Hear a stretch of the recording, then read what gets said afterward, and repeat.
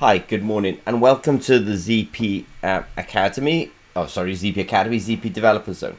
My apologies for being a couple of minutes late this morning if you're watching live on YouTube, but hopefully we've sorted out, let's say, all the problems now.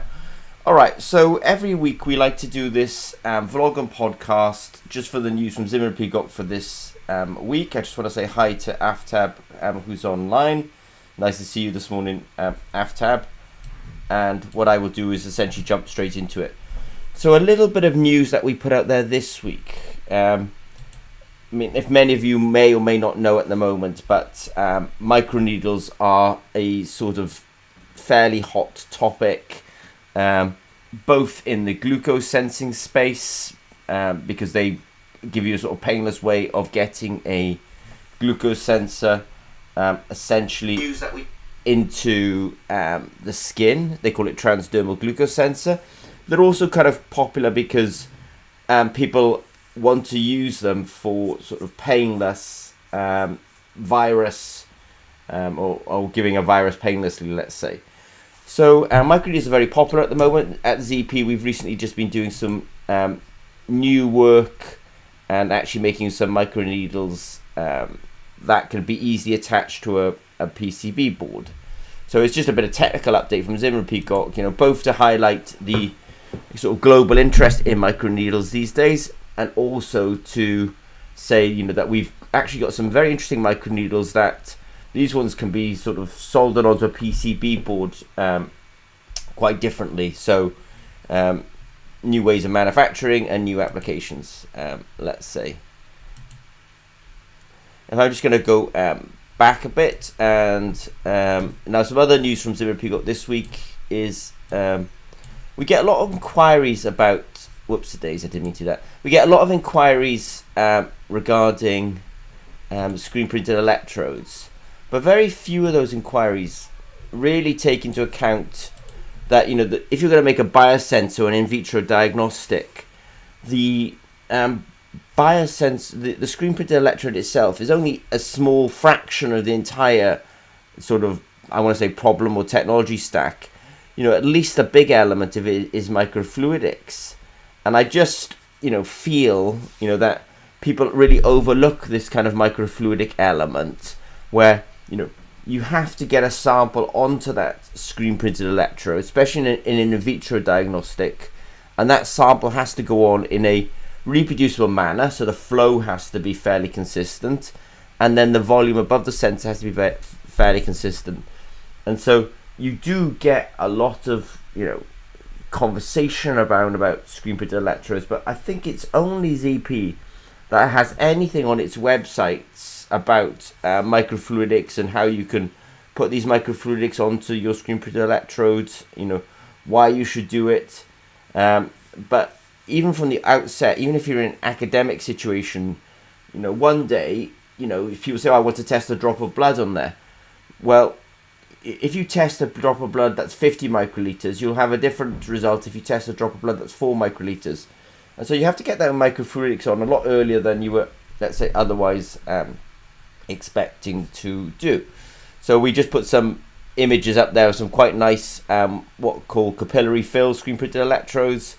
And I just want to use the sort of vlog now to sort of highlight, that this is important. And that's why we make our screen printed electrodes in this kind of rectangular shape, because the rectangular shape allows us to design electronics that mean that when the blood or the urine or the sample comes in, it essentially covers the electrodes in a sequential manner. And then that allows us to basically do an automatic switch on of the assay itself, because the electrodes are all in air, the blood comes over them, they get short-circuited together by the blood, the electronics see the spike in the signal, and then it knows how to start the assay, or what time to start the assay.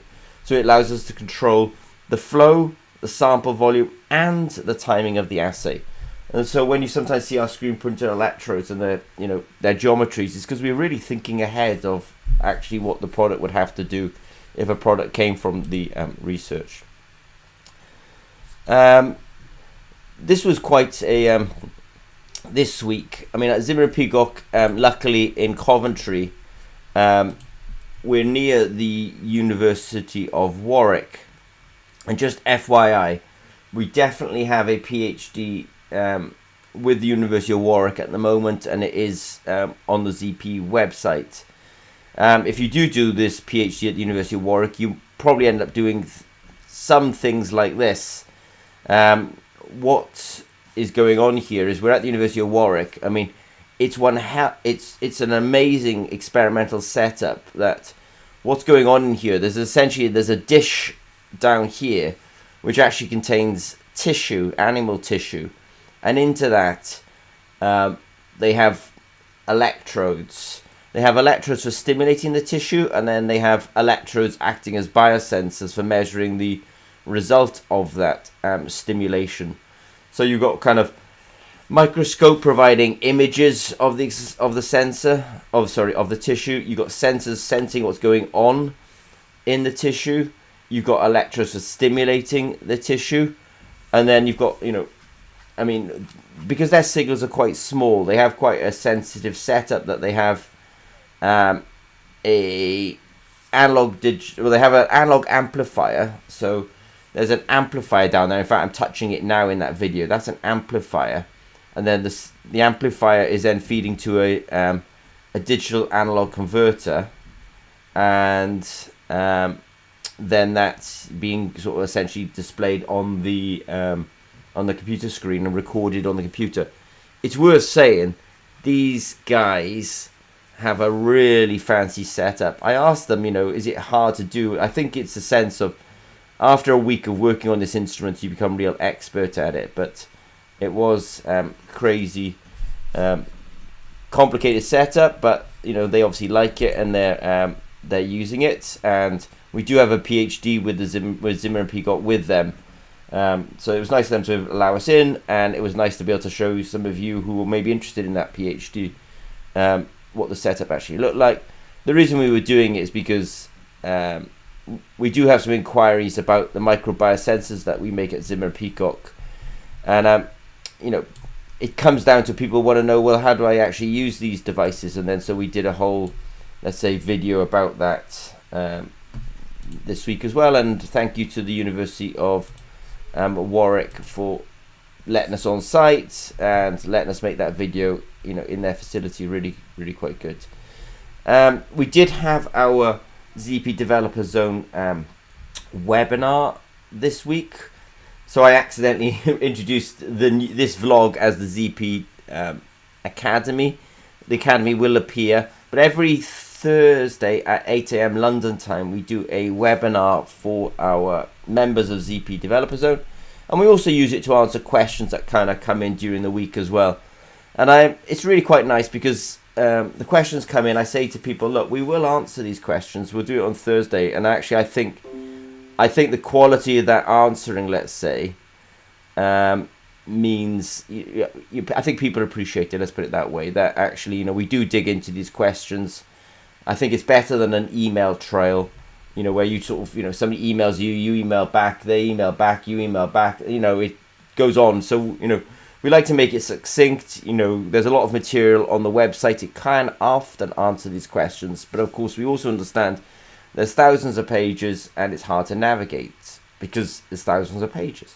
So yeah, we had the webinar this week. We talked about interdigitated electrodes, and we talked about oxygen sensing, ion selective electrodes, immunosensors were also covered as well. So if you made it, great. If you've got any technical questions, don't worry, we will cover it in the ZP Developer Zone webinar that we do every Thursday at 8 AM London time. This was quite interesting as well. We do have a Swansea office, and that Swansea office now is ramping up, and the guys at the Swansea office are particularly expert at screen printing. They've actually made a course. We get a lot of, let's say, commercial interests. People, we will always help, academia, and we help startups. But when you get larger companies asking for essentially technical support, we've made a course for them on this called the Introduction to Screen Printed Electrodes, and it's actually on the ZP Academy. And it's probably worth saying, on the ZP Academy, we do have a couple of free courses, Introduction to Biosensors and Electrochemical Technique for Biosensor Developers. I do find that many of the questions that come in, I always direct people to those courses because they're free and actually they have the information that people are otherwise looking for.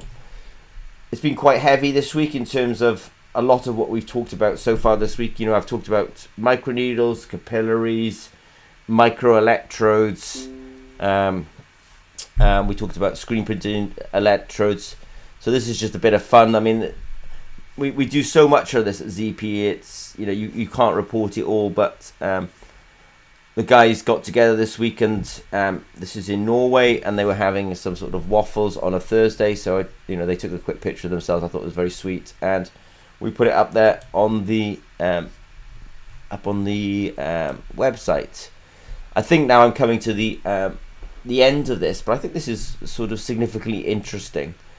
At Zimmer and Peacock, we described ourselves as a biosensor business, but I think that term biosensing, even though we are doing electrochemical biosensing, we're not closed-minded to all the other forms of biosensing that are out there. I think there's surface plasma resonance, which is very interesting, and then there's also lateral flow strips. And because we have what's called Julie is a cloud database for the sharing, storage, and analysis, I would say, really of data that's scientific in origin. We've got Julie. Julie allows us to then to actually develop apps that can leverage Julie. And one of the apps that the guys have developed is an app that can actually look at lateral flow strips. And it can use a camera on the phone. So the camera is a form of sensor. We can take a picture of the lateral flow strip. The image recognition on the app can see whether the control and the test strip are colored. And if so, it will actually log it. And what it will also do then is log your data over time. So if you're unfortunately got COVID-19 and you're following your daily sort of testing, then it will daily interpret the strip for you, tell it whether you're positive and negative. It will also be able to do quantification of the lateral flow strip. Now, how well the quantification works depends on the manufacturer. If their manufacturing is repeatable, then the quantification will work really well. So we can quantify that lateral flow strip and watch the signal change over time. So I think I'm going to sort of wrap up now and sort of say, okay, so that was quite a lot of things that went on this week. So we talked about microneedles. These microneedles are particularly interesting at the moment because people want to use them for vaccine injection. We're probably more minded to use them towards biosensor, transdermal biosensors. These microneedles are different because they're actually able to solder onto PCB boards very readily. And so that was some news. Then we talked about capillary fill. I think I listed the reason you should think about capillary fill on screen printed electrodes is it actually solves three problems. First problem is it controls the addition of sample to the sensor. Second problem is it controls the volume of sample on the sensor. And third volume, because you've given it a very distinct channel to flow down, it actually allows you to switch the assay on only when the sample is completely flowed over the sensor. So I thought that was essentially interesting. The ZP Swansea team have put out a ZP Academy course on screen printed electrodes, and we are grateful for them for doing that. And that's on the ZP Academy. And then we've also just touched upon now lateral flow strips. That at ZP we are almost synonymous with electrochemical biosensing, but it's probably worth saying as well that we're much broader than that. And in fact, because of Julie and this cloud database that we have, we're able to very quickly develop apps these days, especially apps that have a kind of scientific origin behind them. So it doesn't add so much value if you want to make a new TikTok app, let's say, but it does add value if you want to do a new lateral flow strip app because you develop and manufacture lateral flow strips. All right, well, I will switch off now. I want to say thanks to Aftab, and thank you for, we'll also convert this into a podcast as well, so you can also follow us as a podcast later on. Okay, thanks very much, and thank you for attending today. If you've got any technical questions, reach out to us, and we will answer them on Thursday in the ZP Developer Zone webinar. Otherwise, have a good rest of your day, and hopefully see and speak to some of you soon. Thank you very much. Take care. Bye-bye.